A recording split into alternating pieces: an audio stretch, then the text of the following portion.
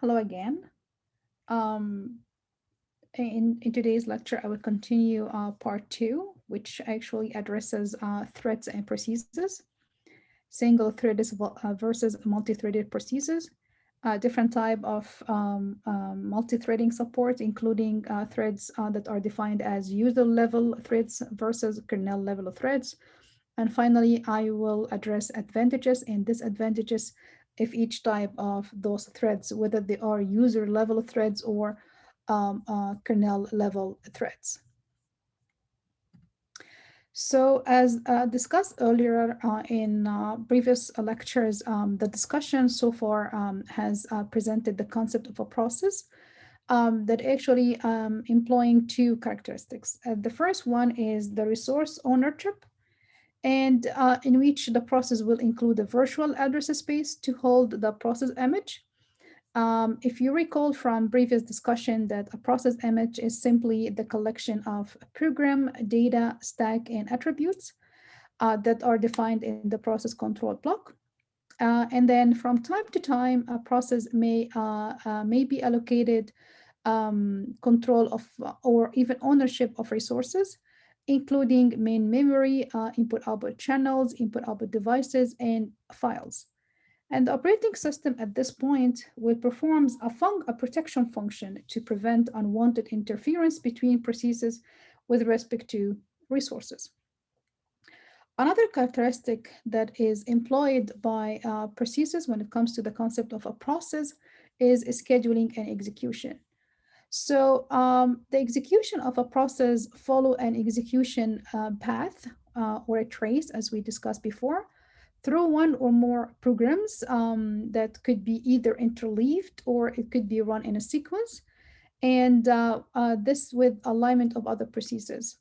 That means a process has an execution state because when there is an interleaving between the processes across the transition between different states, a process will be either running, going to ready, already going to block, or like whatever a state of or execution state will be determined for a process. This is a property of a process. So at this point, a dispatching priority and the entity that it's scheduled and dispatched by the operating system would be involved, and it is a really crucial characteristic of a process because we have to schedule and execute processes for execution. So um, if we about to differentiate between the two characteristics of a process, as we said, the resource ownership versus a scheduling or execution. Let's differentiate between them to either a resource of ownership at this point. If we are referring to the unit of resource ownership, we are referring to a process or a task. But when we refer to the unit of dispatching or execution, we're going to refer to it a thread or light-weighted process. So now we're going to differentiate between the two properties or characteristics of the process to either the unit of resource ownership. We're just going to refer to it as a process or a task. But when we're talking about a unit of dispatching, we're going to refer to it a thread or light process. Multi-threading means the ability of the operating system to support multiple and the same time they are concurrently working paths of execution within a single process. So this is where we divide a process into multiple threads, and each thread is running concurrently with other threads. The ability of the support system to support such multi-thread, execution paths at the same time is called multi-threading. So the traditional approach of a single thread of execution per process, and we consider it is the approach in which the concept of a thread itself is not recognized and is referred to it as a single threaded approach. So in which each process is represented by one thread. And the two arrangement that we can see it on the left of this figure are actually single-threaded process where each single-threaded approaches in which each process is represented by just one thread. So in the first, we have one process, one thread. In the second figure, we do have multiple processes, but each process is still represented by one thread. Microsoft DOS is an example of operating system that support a single user process and a single thread.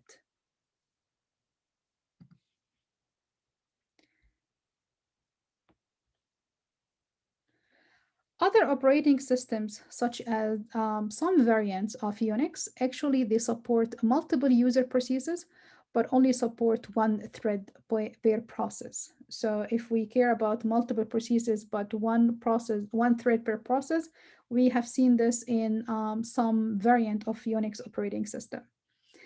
If we look to the right half of the figure, we are looking to multi-threaded approaches.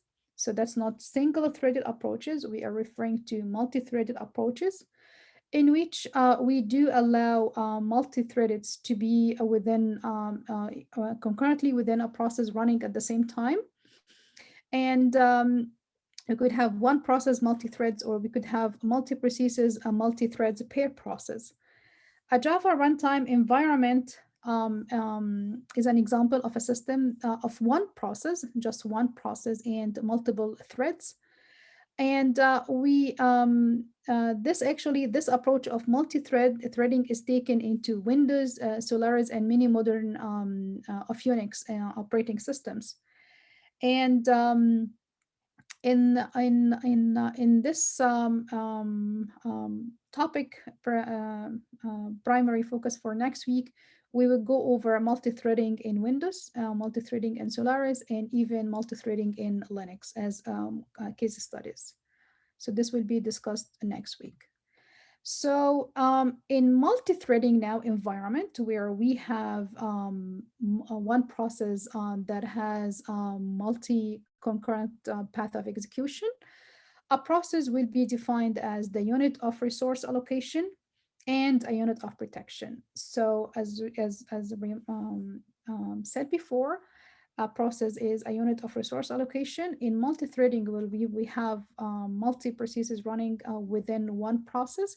The process is responsible for not only the resource allocation, but also for protecting the resources.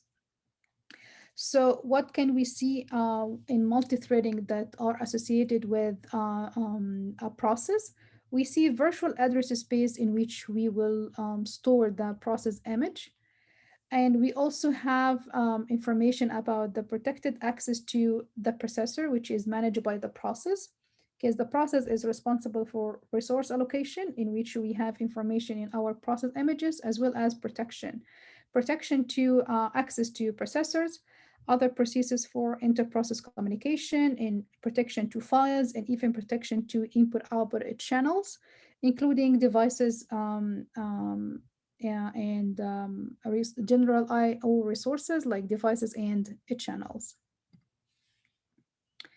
So within a process, there may be one or more thread, each with the following characteristics.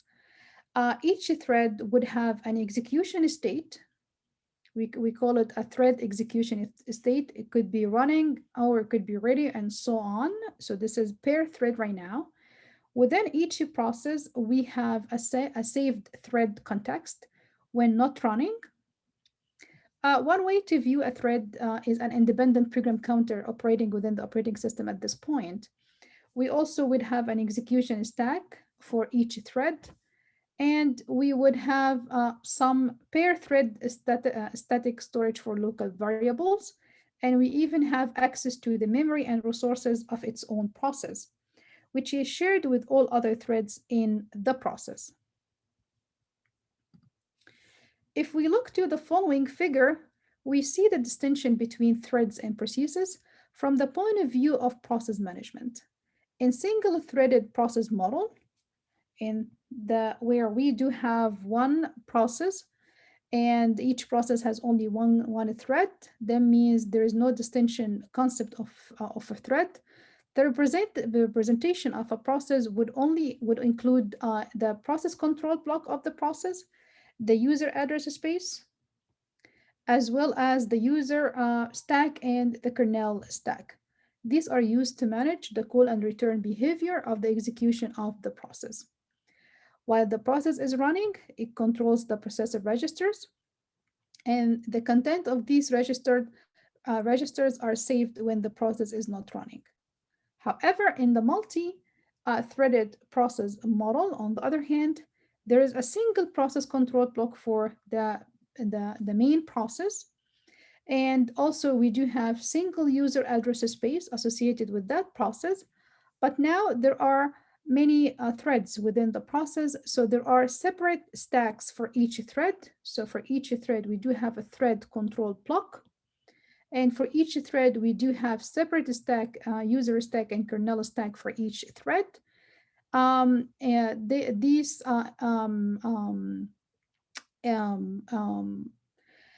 information for each thread will contain the thread control block in addition to register values, priority, and other thread-related state information. So we can see that for each thread within a process, we are installing thread block control, we are installing the user stack per thread and kernel stack per thread, while we only have one process control block and one user address space for the big process.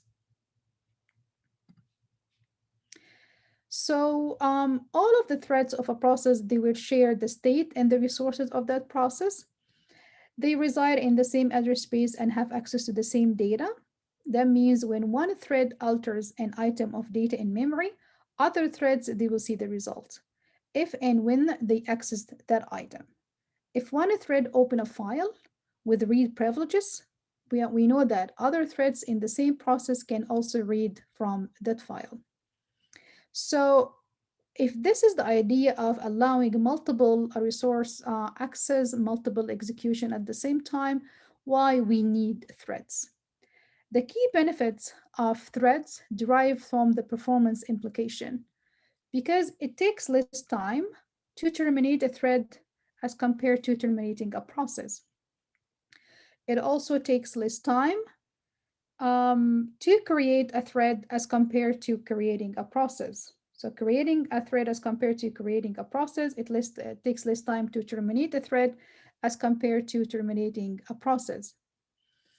So also switching between two threads would take less time than switching between two processes. It's also known that threads would enhance the efficiency in communication between different executing programs. In most operating systems, the communication between independent processes would require the intervention of the kernel. This mainly to provide protection and the mechanism needed for communication. However, because threads within the same process, they will share memory and files, they can communicate with each other without involving kernels. Thus, if there is an application or function that should be implemented as a set of related units of execution, like multi-threads, it's far more efficient to do so as a collection of threads rather than a separate collection, a collection of separate processes. So if we look to some examples to the use of threads in a single user multi-processing system. So in particular, I'm talking about single user, just have one single user multi-processing system. We could see different examples of the use of threads in such systems, including foreground and background work. Like for example, if you look to a spreadsheet program, one thread could display the menu. So if you have like Excel sheet where Excel, you could have one thread to display the menu and read the user input, while another thread would actually execute. So I have another thread would actually execute the user commands and maybe update the spreadsheet itself. This arrangement often would increase the perceived speed of the application and allow the program to prompt for the next command before even the previous command is completed because everything is running in parallel. Another example where we see threads are widely used is asynchronous processing, in which asynchronous elements in the program can be implemented as threads. For example, as a protection against power failure, what can we do? We could actually design a word processor to write its random access memory buffer to disk once every a minute. And that means a thread can be can be created with the sole job of backing up and scheduling itself directly with the operating system. That means there is no need for fancy code in the main program to provide like time check or even to coordinate for the input and output. Everything could be done in asynchronous processing. Also, another use of threads is within the speed of execution. A multi-threaded process can compute one patch of data at a time while reading the next batch from a device. On a multiprocessing system, commonly we see multi-threads from the same process may be able to execute simultaneously, and this could be even happening through one thread that may be plugged for an input-output operation, as an example, to read such a batch of data, while another thread may be used for execution. So this will definitely help in speeding up the execution.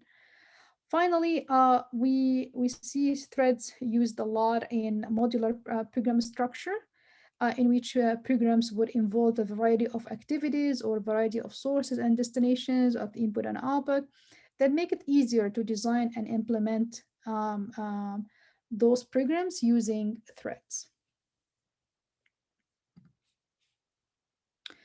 So in an operating system that supports threads, scheduling and dispatching is done on the thread basis, while the resource allocation and the protection is done on the threads basis. Keep in mind that most of the state information dealing with execution is maintained on the thread level data structure. And two fundamentals that you should be aware of is when you suspend the process, that means you are suspending all of the threads of the process. And when you terminate a process, you are terminating all the threads within the process. So two fundamentals that you should be always aware of, that when a process is suspended, all of the threads within the process are also suspended. And when you terminate a process, all of the threads within the process are also terminated. So, for example, if suspension would involve swapping the address space of one process out of the main memory to make room for the address space for another process, all of those threads will be also swapped out, because all the threads in a process, they will share the same address space. So if the process is suspended, that means all the threads are suspended at the same time, which is similarly to termination of the process. It will terminate all of its own threads. So if I'm going to summarize the differences between a process and threads, a process is an execution instance of a program. Some operating system, they will use the term task to refer to a program that is executed or the entire process. A process is always stored in the main memory and also termed at the primary memory or random, like the main memory, which is the random access memory. So the process is the activity entry. It disappears if the machine is rebooted. Several processes may be associated within the same program. If we are talking about multiprocessor system, multi-processes can be executed in parallel, while in uniprocessor system, through true parallelization is not achieved. A process executing algorithm is actually applied, and the processor is scheduled for execute a process one at a time that will yielding an illusion of the concurrency. So if we like an example of multiple processes, or like the concept of processes, we could have multiple instances of calculator program. You just open a couple of windows on your desktop where you have multiple instances of the calculator. Each of those instances is considered as a process. On the other hand, a thread is a subset of a process. That's why we call it light-weighted process. It is termed as the light-weighted process because it's similar to a real process, but it is executed within the context of a process. It shared the same resources allocated by the process through the kernel. Usually, a process has only one thread of control, one set of machine instruction executed at a time. A process may also be made up of multiple threads of execution that are executed concurrently. Multiple threads of control can actually exploit the true parallelism possible on multiple processor systems. On a uniprocessor system, on the other hand, a thread scheduling algorithm is applied and the processor is scheduled to run each thread one at a time, similar to a process. All the threads running within a process, they share the same address space, the same resources, the same descriptors, stacks, and all other process-related attributes. Since the threads of a process, they share the same memory, synchronization of the access to the shared data within the process is of high priority.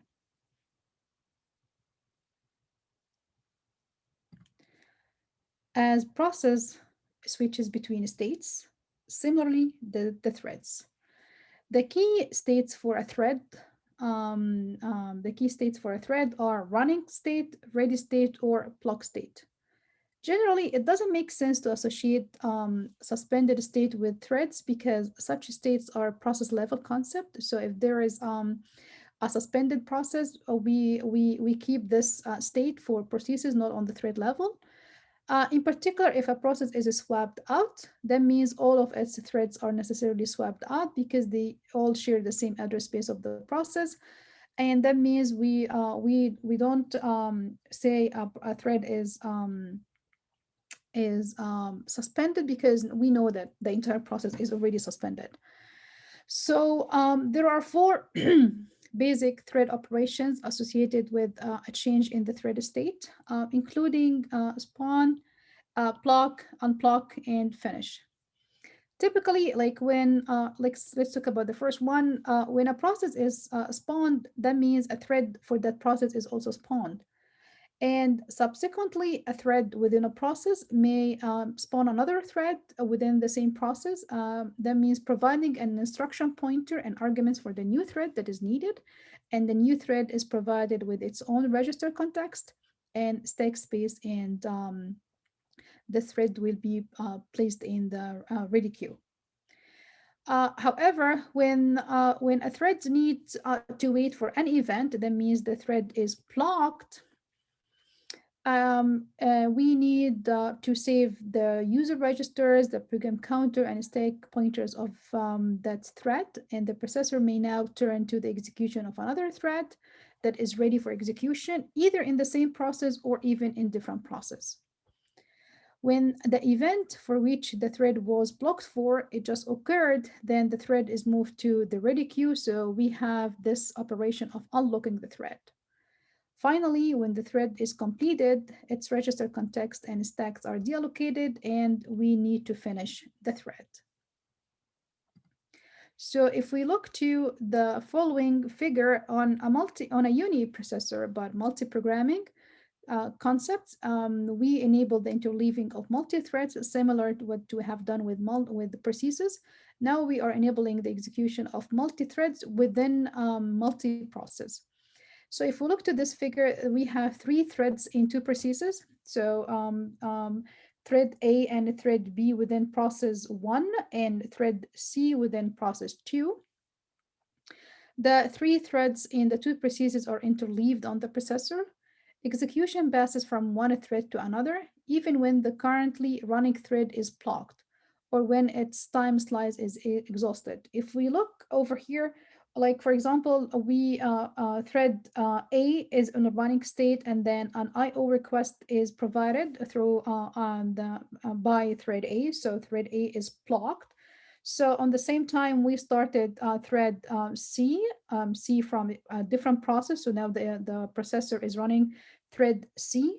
And because it's multi-threading happening at the same time while the processor is executing thread 3, the request for the IO has been occurred for thread A. So thread A is ready.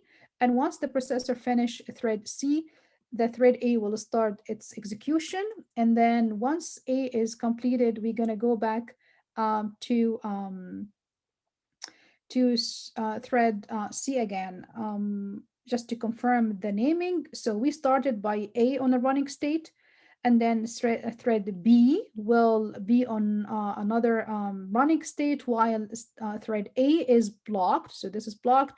And then while thread B within process one is in execution state, the IO request for thread A is completed. So thread A is in the ready state. And then once B is completed within process one, then A is continue for execution. And then if a new process is created at this point, as you can see, there is no process of execution until this time frame. So once the product is execution, that's the C1. Then from process two, it would go into ready state until process one where the thread A is completed. So thread C start its execution on the processor. So we can see the interleaving between the states of multi-threads, either within the same process or within different processes across a blocked state, a ready state, and a running state. So all of the threads of a process, they share the same address space and other resources as open files, as an example. So any alternation of a resource by one thread will definitely affect the environment of the other threads in the same process. It's therefore necessarily to synchronize the activity of the various threads. So they can do not interfere with each other or even to in a way that they will corrupt the data structure that are shared within each other. For example, if two threads each try to add an element to a doubly linked list at the same time, one element may be lost or the list may end up to be malformed, and we don't want this. So based on the fact that all the threads of a process, they share the same address space and other resources, and any alternation will impact the resource shared with other threads in the same process. The synchronization of the threads is an important task. And the same as we did for the processes, we need to do thread synchronization. So keep this in mind if we are performing process management to synchronize the synchronization of processes in multi-processing systems.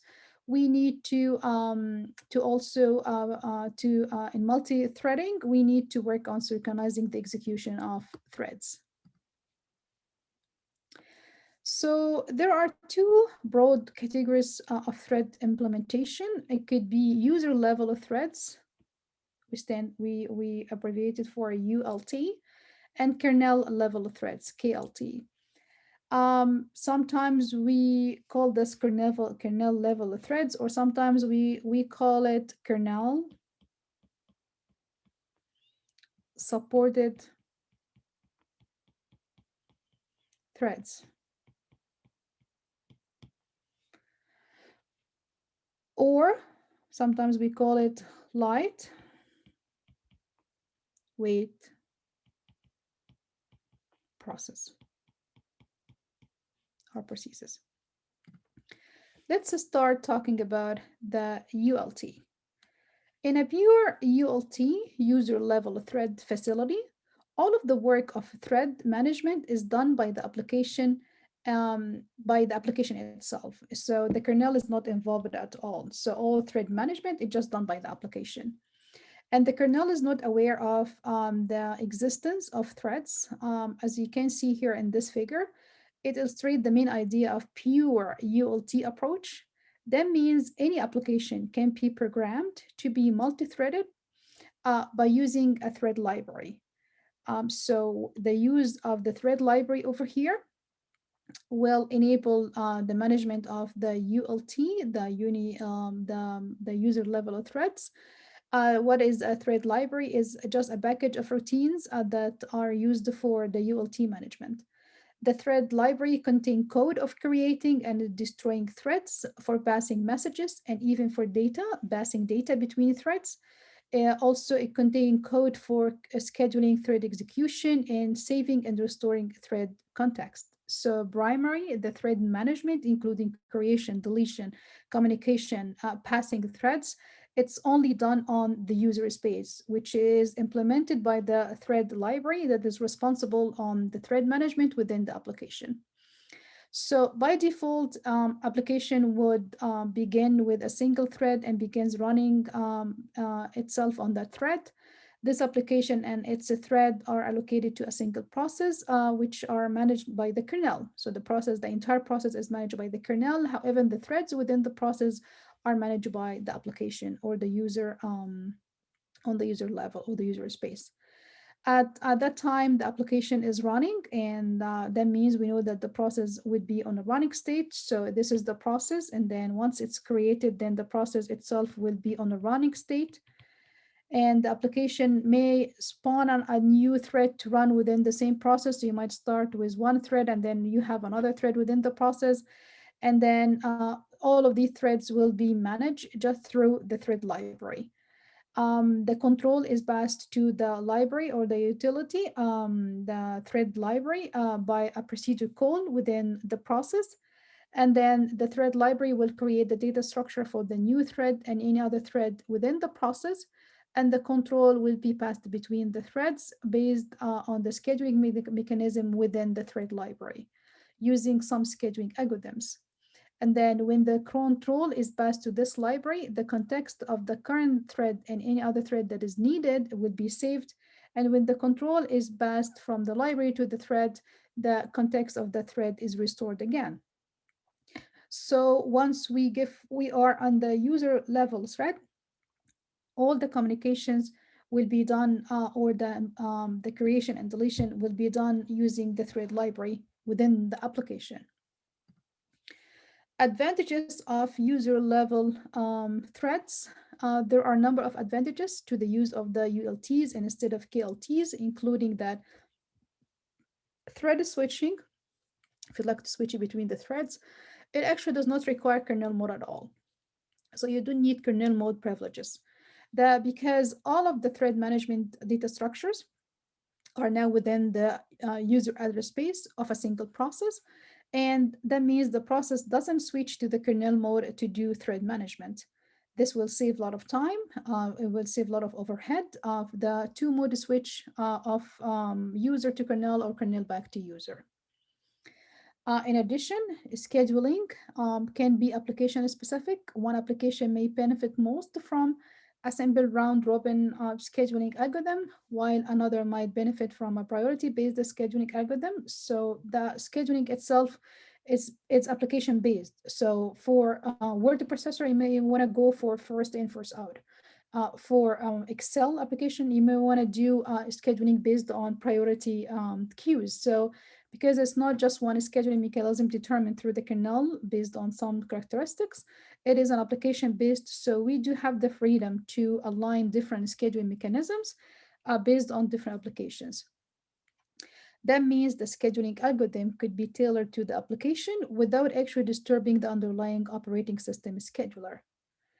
Finally, ULTs can run on any operating system, so no changes are required to the underlying kernel to support ULTs.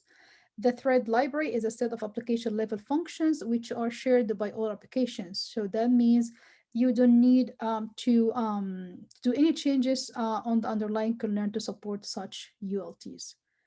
When Although all of these advantages of using LTs, it comes with some distinct disadvantages, including that in a typical operating system, many system calls are like blocking. And as a result, when there is a ULT when there is a user level thread that execute a system call, not only that thread actually is blocked, but all the threads within the process also are blocked. Also, in a pure ULT strategy, multi-threaded applications, so applications that support ULT, cannot take advantage of multiprocessing. And the reason for this because the kernel will assign one process, not to one process to only one processor at a time. That means only a single thread within a process can be executed at a time. So that's where we say in multi-threading applications, when we not take advantage of multiprocessing because we are not allowing the processor to take multiple processes. No, it just like one multi threads. It just like one thread within a process could be executed at a time. That's if you employ just pure ULTs.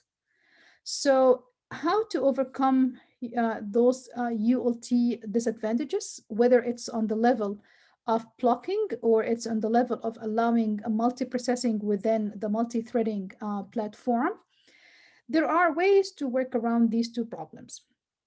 For example, both problems can be overcome by writing an application as multi-process rather than multi-threads.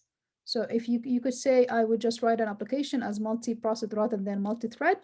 However, this approach actually eliminates the main advantages of threads in general, because each we will go over switching between processes rather than thread switching, which will result in greater overhead. Another way, so that's this way when we write application as processes, not threads, will increase overhead. Another way to overcome the problem of blocking a thread is by using the concept of jacketing. This technique of jacketing is to convert a blocking system call into a non-blocking system call. How this is done, as an example, instead of directly calling a system input-output routine, at this point, a thread will call an application level IoT jacket routine. And within this jacket routine, we have the code that checks for determining if the input output device is busy or not. If the device is busy, then the thread will enter the block state and pass control through the thread library, of course, to another thread. When that thread is later as giving control again, that means that the jacket routine checks the input output device again, and then we only have one thread that is blocked while all other threads are not blocked. The idea is to convert the system from a blocking system call into non-blocking system call. Now, after we talked about user level threads, let's talk about kernel level threads. In a pure kernel level thread facility, all of the work of thread management is not done on the application level. Now it is done by the kernel. There is no thread management code in an application level, simply an application programming interface to the kernel facility. An example to this approach that use pure kernel level is Windows. So Windows operating system uses kernel level. So one process has multiple processes. All of the processes are created and managed on the kernel space. And there is nothing to be done on the level space of users. It's mainly done on the kernel space. And an example, as you can see, is Windows. So the in pure KLT approach, the kernel maintains the context information for the process as a whole and for individual threads within the process. So good thing about using KLTs is the scheduling by the kernel is done on the thread level. This approach overcomes the two principal drawbacks of ULTs.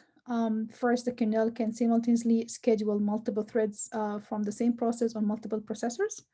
Second, if one thread in a process is blocked, the kernel can easily schedule another thread of the same process. And actually, another advantages of KLT approach is that kernel routines themselves can be multi-threaded. So these are the main advantages of using KLT, and mainly to overcome the disadvantages of the ULTs. However, with the involvement of kernel to schedule or to manage threads, the principal disadvantage of KLT approach compared to the ULT approach is that the transfer of control from one thread to another within the same process will always require a mode switch to the kernel. So as you can see over here in this tableau, it shows the result of measurements that are taken on a uniprocessor, VEX system as an example, running on a Unix-like operating system. The two benchmarks are the null fork operation versus the single wait operation. So if we calculated the time to create, the process scheduling the process execution for the process and complete a process thread involve of the null operation, and this is for the null fork operation. For on the other hand, the single wait operation, we calculate the time for a process or a thread to signal a waiting process or a thread, and then wait on a condition. If we look to this number, there we see that there is an order of magnitude of more of differences between the ULTs and KLTs, and similarly between the KLTs and the process. So on the user level thread, like if you can see ULT, the overhead is very low in terms of the time taking to initiate a NAR fork versus the time taking for initiate a signal wait. For the KLT itself, it's more overhead that is needed on the KLT level because we every time we switch between threads, we are involving kernel mode. If we ignore multi-threading and just working with processes, the overhead is extremely high. So user thread is good, but it has some disadvantages of blocking and disadvantages that it doesn't support multiprocessing. While kernel level threads, they do overcome these disadvantage of ULTs, but on the same time, it requires more overhead. So solution to this is to use combined approach. Some operating systems, they provide a combined ULT and KLT facility as shown in this figure. In the combined system, thread creation is done completely in the user space. So the thread creation is done completely on the user space, as the bulk of the scheduling and even synchronization of threads within a process would be performed.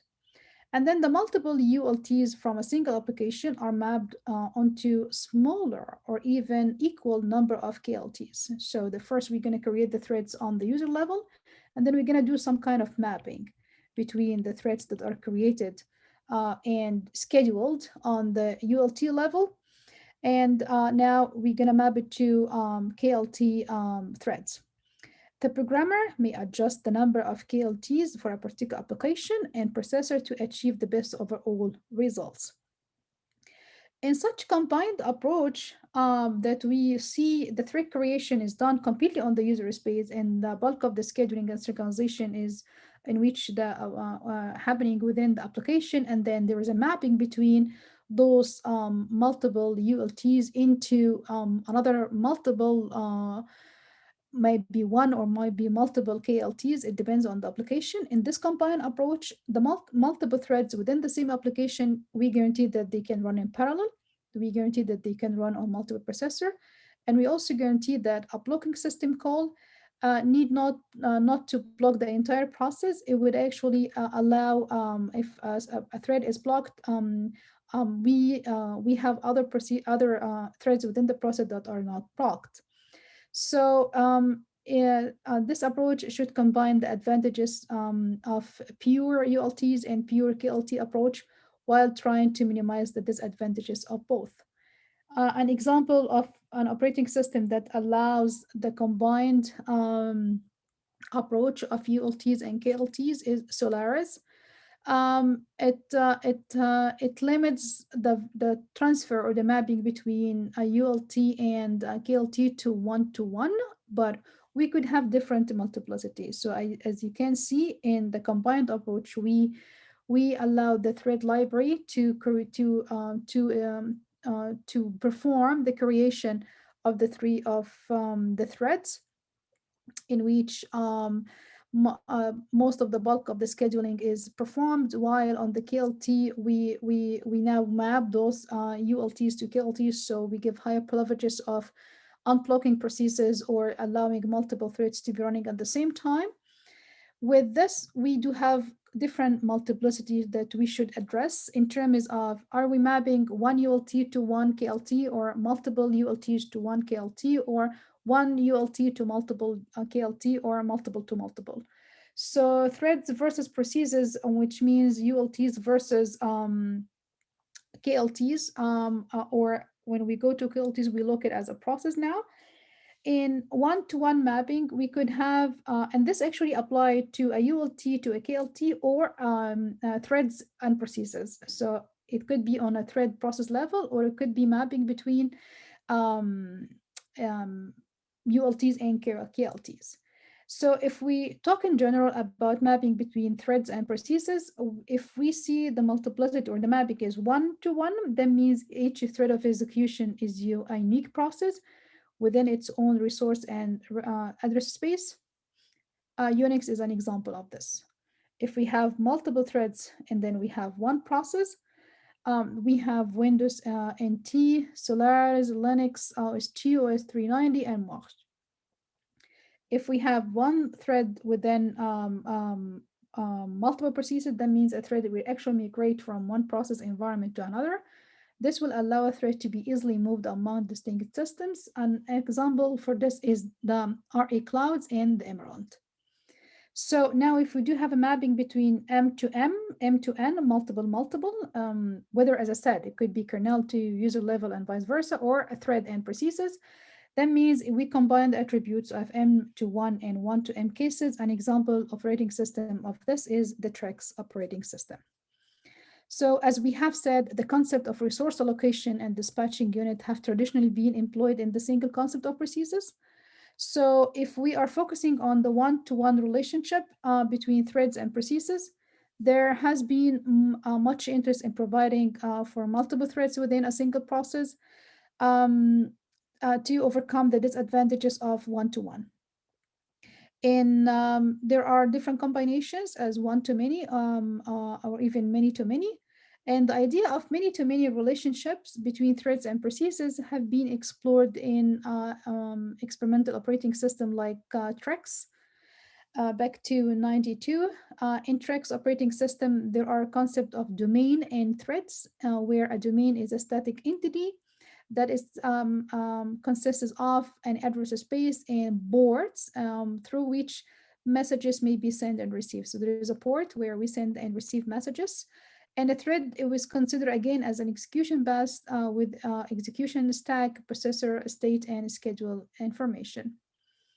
With the multi-threading approach discussed so far, keep in mind that multi-threads may execute in a single domain or may be executed in multiple domains. It is possible for a single user activity as well as for multiple user activities. So multi-threading is really important. Multi-threading achieves high efficiency in terms of less time of creation and deletion and even switching between threads as compared to processes. We could have a mapping either one-to-one or M-to-one or many-to-one or one-to-many or many-to-many on the thread to process level. Similarly, if we're going to do mapping between user level threads and kernel level threads. So in summary, what applications that could actually benefit from multi-threads? There are a number of classes of applications that benefit directly from the ability to scale through um, um, the usage of multi-threads, including multi-threaded native applications, which are characterized by having a small number of highly threaded processes. An example for this, like the customer relationship management systems. So another applications including multi-process applications in which it is characterized by the presence of many single-threaded processes. Example of this as Oracle. So we see a lot. Oracle depends on multi-process, is a multi-process application that actually benefit from multi-threading, and of course like SAP application and even PeopleSoft. Java applications, all the application that actually uses Java 2 platform and Enterprise Edition application servers can immediately benefit from the multi-core technology. Finally, multi-instance application.